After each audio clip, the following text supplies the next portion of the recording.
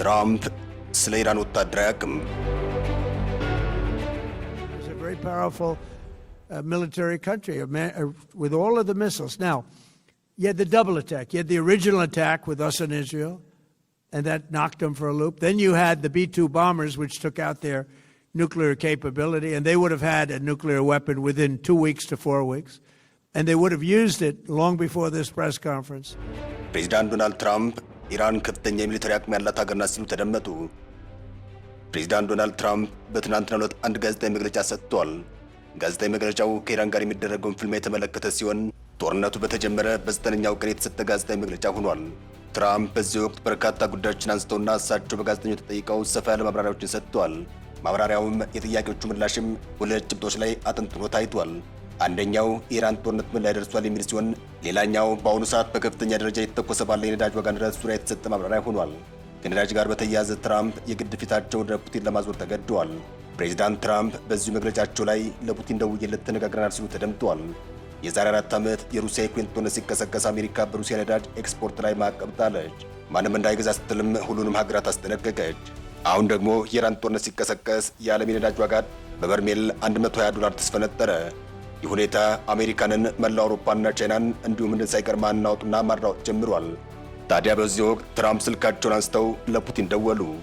እናም አሁን ነገሮች ስለገፉ የመፍትሄው ቁልፍ የግድ ከፕሬዝዳንት ፑቲን እየተፈለገ መሆኑን ትራምፕ በትናንትናው ዕለት ሲናገሩ ተደምጠዋል። ከዚህ በተጨማሪም ፕሬዝዳንቱ በትናንትናው ዕለት የኢራን ወታደራዊ አቅም ቀላል እንዳልሆነ ቁልጭ አድርገው ሲናገሩ ተደምጠዋል። ፕሬዝዳንቱ መካከለኛው ምስራቅን ጠቅልሎ ሊውጥ የሚችል ከፍተኛ ወታደራዊ አቅም እንደገነቡ ተረድተናል ሲሉ ተደምጠዋል።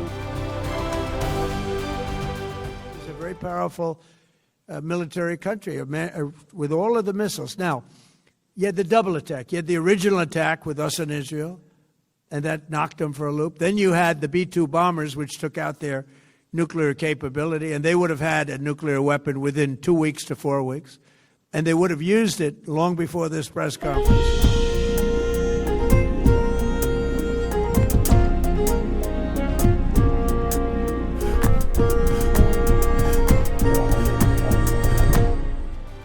ትራምፕ በዚህ ማብራሪያቸው ላይ ኢራን አደገኛ ሀገር ናት፣ እውነት ለመናገር እኛ ባንመታቸው ኖሮ መላ መካከለኛ ምስራቅን ጠቅልለው ይወስዱ ነበር። ምንም እንኳን ብዙዎች ሚሳኤሎች ቢወድሙባቸውም ያሏቸው ሚሳኤሎች በሺዎች የሚቆጠሩ መሆናቸውን ማወቅ አለብን። እነዚህን ሁሉ መሳሪያዎች የመካከለኛው ምስራቅ ሀገራትን ታሳቢ ያደረጉ ናቸው። የእነሱ ፍላጎት የነበረው መካከለኛው ምስራቅን ተቆጣጥሮ ከዚያም እስራኤልን ማጥፋት ነበር። እውነቴን የምላችሁ ይህን አደጋ የቀለበስነው በጥሩ ጊዜ ነው ሲሉም ትራምፕ ተደምጠዋል። አሁን ጦርነቱ ከተዋጊዎች አልፎ ሌሎች ጉዳዮች በቀጥታውን በተዘዋዋሪ የማይመለከታቸው ሀገራት ጭምር ለኪሳራ እየዳረገ ይገኛል። በተለይም የነዳጅ ዋጋ ንረት በየትኛውም ሁኔታ ቢሆን ለጦር መሳሪያ አምራቾች ካልሆነ በስተቀር ጦርነት ኪሳራ እንደሆነ ይታወቃል። ኪሳራው በሰው አካልና ሕይወት ላይ እንዲሁም በንብረት ላይ የሚያደርሰው ግልጽ ነው። በጦርነት ለዓመታት ቢሊዮኖች ወጥቶባቸው የተገነቡ ልማቶች በደቂቃዎች ሊወድሙ ይችላሉ። በጦርነቱ ስደትና መፈናቀል አለ። ጦርነት ታቅዶ ተጀምሮ ታቅዶ የሚያልቅ አይደለም። ከተፈጠረ በኋላ በውስጡ በርካታ ያልተጠበቁ ውስብስብ ጉዳዮች እየተወለዱ ይመጣሉ። ሲጀመር በጦርነት ውስጥ ያልነበሩ አዳዲስ ተዋንያን ወይም አክተርስ ሊፈጠሩ ይችላሉ። እነዚህ ሁሉ ሂደቶች ቀለል ብሎ የተጀመረውን ጦርነት የበለጠ እያወሳሰቡት ይሄዳል። አሜሪካ ወደ አፍጋኒስታን ስትገባ ነገር ቀለል አድርጋ ገባች። ለመውጣት ግን እንደታሰበው ቀላል አልሆነም። 20 ዓመታት መውሰድ ግድ ብሎታል። የአፍጋኒስታን ጦርነት የተጀመረው የአሜሪካ ጦር ወደ አፍጋኒስታን መግባት የጀመረውም እንደ አውሮፓውያን አቆጣጠር በ2002 ነበር።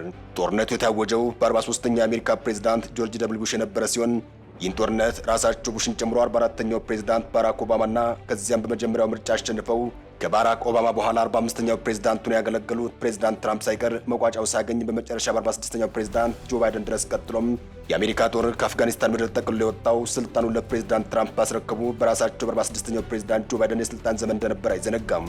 አሁን ፕሬዝዳንት ዶናልድ ትራምፕ በድጋሚ 47ኛው የአሜሪካ ፕሬዝዳንት ሆነው ሲመረጡም የአፍጋኒስታን የጦርነት ፋይል ተዘግቶ ነበር የጠበቃቸው። ነገር ግን ደግሞ በቀላሉ አፍጋኒስታንን በመቆጣጠር የጦርነት ፋይሉን በአጭር ጊዜ እንዘጋዋለን ተብሎ የተጀመረው ጦርነት 20 ዓመታትን መፍጀት ግድ ብሎታል።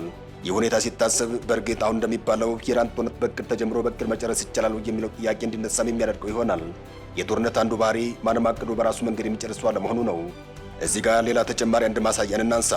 እንደ አውሮፓውያን አቆጣጠር ኦክቶበር 7 2023 ሐማስ ከጋዛ ተነስቶ ድንገት የጀመረው ከሰዓታት በኋላ የእስራኤል ጥቃት በይፋ የሰላም ስምምነት ለመፈራረም ጦርነቱን ለማስቆም 3 ድፍን ዓመታትን ወስዷል። በ10 ሺዎች የጋዛ ነዋሪዎች ሕይወታቸውን አጥተዋል። ጋዛ ወድማለች። በእስራኤል ቀላል የማይባሉ ጉዳቶች ተስተናግደዋል። ጦርነቱ ተጎድቶም ወደ ሊባኖስ በመግባት ከሐማስ ባለፈ ሂዝቦላህን ስቦ አስገብቷል። በዚህም የሂዝቦላሁ መሪ ሐሰን ናስራላ መገደል ኢራን ወደ ጦርነቱ ስቦ በማስገባት እስራኤል ላይ ሚሳኤሎች እንድትተኩስ አድርጓታል። ኢራን እስራኤል ላይ ለመጀመሪያ ጊዜ ሚሳኤል የተኮሰችው የሂዝቦላሁ መሪ ሐሰን ናስራላህን የእስራኤል ግድያ ተከትሎ እንደነበር ይታወሳል። በተመሳሳይ መልኩም የሩሲያ ዩክሬን ጦርነት አንተምቶ በሚል ገላጋይ የሚያበቃ በሚመስል መልኩ እንዲሁ ቀለል ብሎ ነበር የተጀመረው። ጦርነቱ ቢሊዮን ዶላሮችን በልቶ ለሺዎች እልቂትና ውድመት ምክንያት ሆኖ ድፍን 4 ዓመታትን ቢያሳልፍም ዛሬም እንደቀጠለ ይገኛል። እነዚህ ሁሉ ሁኔታዎች ሲታዩም በእርግጥም እንደሚባለው የኢራን እስራኤል አሜሪካ ጦርነት በሳምንታት ውስጥ ያበቃሉ የሚለው የትራምፕ የጦርነት የጊዜ ሰሌዳ በራሱ በጥያቄነት እንዲሞገት የሚያደርገው ይሆናል። በእርግጥ ይህ ጦርነት ከሌሎች በርካታ ጦርነቶች የተለየ የሚያደርገው በርካታ ባህሪያት አሉት። ከእነዚህ መካከል አንደኛው ጦርነቱ ያለምንም እግረኛ ተሳትፎ ሙሉ በሙሉ በሚሳኤል በጀትና በድሮን የሚካሄድ ጦርነት በመሆኑ ነው። አሜሪካም ሆነች እስራኤል በዚህ ጦርነት እግረኛ ሰራዊቶቻቸውን የማሰማራት እቅድ ያላቸው ሆኖ አይታይም። ኢራን እንዳውም በእግረኛ ጭምር ብትገቡ እንተያያለች ይገኛል። ፕሬዚዳንት ዶናልድ ትራምፕ በኒውዮርክ ፖስት ጋዜጠኛ አማካኝነት ኢራን ያላትን የዩራኒየም ክምችት ደህንነት ለመጠበቅ ሲባል አስተዳደራቸው እግረኛ ወታደሮችን ለማሰማራት እያሰበ እንደሆነ ለቀረበላቸው ጥያቄ በሰጡት ምላሽ በዚያ ላይ ምንም አይነት ውሳኔ ላይ አልደረስንም፣ ወደዚያ ውሳኔ ወደሚያደርሰን ሁኔታ ላይ አልተቃረብንም ሲሉ ተደምጠዋል። እናም ወታደር የመላክ ሀሳብ እንደሌላቸው በግልጽ አመላክተዋል። በአሜሪካ መረጃ መሰረት እስካሁን ባለው ሁኔታ 7 የአሜሪካ ወታደሮች ተገድለዋል። 6 በኩዌት፣ 1 ደግሞ በሳውዲ አረቢያ ማለት ነው። ወደ እግረኛ ጦርነት የሚገባ ከሆነ ግን በተዋጊዎች መስዋዕትነት መክፈል ዙሪያ አሁን ያለው ቁጥር በብዙ እጥፍ የሚበዛ መሆኑን ጥርጥር የለውም።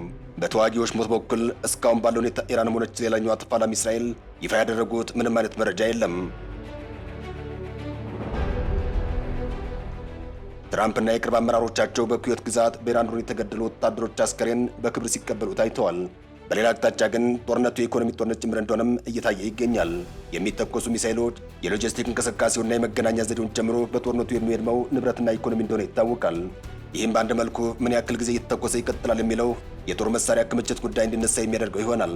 ከዚህ አንጻር ከታዩ ኢራንም እስራኤልም ሆነች አሜሪካ ከባድ ፈተና የሚገጥማቸው መሆኑ ጥርጥር የለውም። እስራኤልና አሜሪካ ሁለት ተባባሪ ሀገራት ከመሆናቸው አንጻር በዚህ ረገድ ኢራን ያላትን የሚሳኤልና የድሮኖች ተተኳሽ ቁጥር ምን ያክል ሊያስቀጥላት ይችላል የሚለው ጉዳይም ወሳኝ ሆኖ ይነሳል። እስራኤልም ብትሆን ከጋዛ እስከ ሊባኖስ ከሶሪያ እስከ የመን ዓመታት ስትተኩስ የነበረች ሀገር በመሆኗ በአሁኑ የኢራን ጦርነት ወቅት በኢኮኖሚም በተተኳሽ አቅምም የድረስ ነው የሚለው ጉዳይ በተመሳሳይ መልኩ በጥያቄነት ይነሳል። ትራምፕ ኢራን ሚሳኤሉን እየተኮሰች ጨርሳለች፣ ያን ጊዜ እጅ መስጠት ይሆናል፣ ጥቂት ጥርሳችንን ነክሰን እንጠብቅ፣ የሚበዛውን ሚሳኤልና የሚሳኤል ማስወንጨፊያ ጭምር ደምስሰነዋል ሲሉም የተናገሩበት ሁኔታ ታይቷል። ፕሬዚዳንት ዶናልድ ትራምፕ በትላንትናው መግለጫቸው ላይ ብዙ ነገሮችን ያነሱ ሲሆን አንደኛው ነጥባቸው የነበረው የኢራን ሚሳኤሎችና ድሮኖች ጉዳይ ነው። ኢራን አሁንም እየተኮሰች ነው። የእስራኤል አየር ኃይልም በተመሳሳይ የኢራን ዋና ከተማ ቴህራንን ኢላማ ባደረገ መልኩ በጥቃቱ አስፋፍቶ እንደቀጠለ ይገኛል። ዶናልድ ትራምፕ በሰጡት መግለጫቸው ላይ ዋነኛ አሜሪካንና የእስራኤል ርብርብ ኢራን እንዳትተኩስ ማድረግ ነው ሲሉ ተናግረዋል። ፕሬዚዳንቱ ከብዙ ማብራሪያቸው በኋላም የተወሰኑ የጋዜጠኞች ጥያቄ ተሰንዝረውላቸዋል። ከጥያቄዎቻቸው መካከል አንደኛው ጦርነቱ በአጭር ጊዜ ያልቃል ተብሎ ነበር፣ አሁን ያለው ሁኔታ እንዴት ነው የሚለው ነው። ፕሬዚዳንት ትራምፕ በዚህ ወቅት የሰጡት ማብራሪያ የጥቃቱ ትኩረት የኢራን ወታደራዊ አቅም ሙሉ በሙሉ ማዳከም ላይ ትኩረቱን ያደረገ መሆኑን አመላክተዋል። አሁን ባለው ሁኔታ ወደመ ያሉትን የኢራን ወታደራዊ አቅምን የዘረዘሩበት ሁኔታም ታይቷል። ከ50 ያላነሰ የኢራን የጦር መርከብ አውድመናል ሲሉም ትራምፕ ተናግረዋል። ትራምፕ ያላቸው ሁሉ ወድሟል፣ ሌላው ቀርቶ አመራሮቻቸውን ሳይቀር እኮ አከታትለን አስወግደናል፣ ራዳርም አመራርም አየር ኃይልም ባህር ኃይልም የላቸውም ሲሉ ተደምጠዋል። እውነት ለመናገር የመጀመሪያ 3 ቀናት ከባድ ነበሩ። ትልቅ የባህር ኃይልን የመታ ነው። ኢራን ከባድ ሚሊተሪ ያላት ሀገር ናት ሲሉም ነበር የተናገሩ። ፕሬዚዳንቱ መግለጫን በሚሰጡበት ሰዓትም ኢራን ሚሳኤሎችን ማስወንጨፏ እንደቀጠለች ነበር። ጦርነቱ እየከረረ ከመጣ ከወታደራዊ ተቋማት ባለፈም የኢራን የሲቪል አገልግሎት መስጫ ተቋማት ሳይቀር የማውደም እቅድ እንዳላቸው ትራምፕ በጋዜጣዊ መግለጫቸው ላይ ፍንጭ ሰጥተዋል። ከዚህ ቀደም የኢራንን የነዳጅ ማከማቻዎች እየታደኑ መጋየታቸው ይታወሳል። ዶናልድ ትራምፕ አሁን ደግሞ ፊታችን ወደ ኤሌክትሪክ ማመንጫዎች ልናዞር እንችላለን ሲሉም በግልጽ ተናግረዋል። እስካሁን ባለው ሁኔታም እንደ ኤሌክትሪክ አይነት መሰረተ ልማቶች የመጣንበት ሁኔታ የለም። ይህን ካደረግን ምናልባትም እነዚህ መልሶ ለመገንባት በርካታ ዓመታት ሊወስድባቸው ይችላል በሚል አልፈናቸዋል ሲሉ ተደምጠዋል። ያም ሆኖ እነዚህ ተቋማት ከመማታታቸው በፊት እስኪ ነገሮችን አስቀድመን በሚል ለጊዜው ተወት አድርገናቸዋል ሲሉ ተደምጠዋል። እስራኤልና አሜሪካ ጦርነቱን ለመቋጨት ፈጥነው ለመጠቀም ያስቡበት ዘዴ የኢራን ሚሳኤል ክምችት በአንድም በሌላ መልኩ ተሟጥቶ እንዲጠናቀቅ ማድረጉ ላይ ነው። ጥያቄው ኢራን ምን ያክል ሚሳኤልና የድሮን ክምችት አላት የሚለው ጉዳይ ነው። በዚህ ጦርነት ምን ያክሉን ተጠቀመች፣ በነበረው ፍልሚያስ ምን ያክል ቁጥር ያላቸው ሚሳኤሎች አጣች የሚለው ጥያቄ በራሱ በበርካቶች እየተነሳ ይገኛል። ከዚህ ባለፈም ጦርነቱን ተሸክሞ እስከተፈለገው ድረስ ሊያስቀጥል የሚችለው የኢኮኖሚ አቅም የት ድረስ ነው የሚለውም እንዲሁ የሚነሳ አንገብጋቢ ጉዳይ ሆኗል። የፕሬዚዳንት ዶናልድ ትራምፕ አስተዳደር ጦርነቱን በሳምንታት ጊዜ ውስጥ ማጠናቀቅ አለብኝ በሚል ከፍ ያለ ጉጉት በጥቂት ቀናት ውስጥ ከፍተኛ ተተኳሾችን በመጠቀሙ ጦርነቱ ከታሰበው በላይ ከተራዘመ የአሜሪካ የሚሳኤል ክምችትም በከፍተኛ ደረጃ እየወረደ ይሄዳል የሚለው አስተያየትም ከሰሞኑ ሲሰጥ የነበረ መሆኑ ይታወሳል። እነዚህ ሁሉ ሁኔታዎች በአጠቃላይ ተደምረው ሲታዩ ኢራን እስራኤል አሜሪካ ጦርነት ትራምፕ እንደሚሉት መጀመሪያና መጨረሻ የሚል ዕቅድ ወጥቶለት ፋይሉ የሚዘጋ ሆኖ አይታይም። ጦርነቱ ትራምፕ እንደሚሉት በአጭር ጊዜ ውስጥ የሚቋጭ ከሆነም በመካከለኛው ምስራቅ ላይ አዲስ ኃይል አስተላለፍ የሚፈጠር ይሆናል። ከዚህ ውጭ ግን ከሰሞኑ ደግሞ ሩሲያ ኢራን እያገዘች ነው የሚሉ መረጃዎች እየወጡ መሆኑን መርሳት የለብንም። ሰላም ለመላው ዓለም ይሁን። አበቃን። ሰናይ ጊዜን ተመኘን።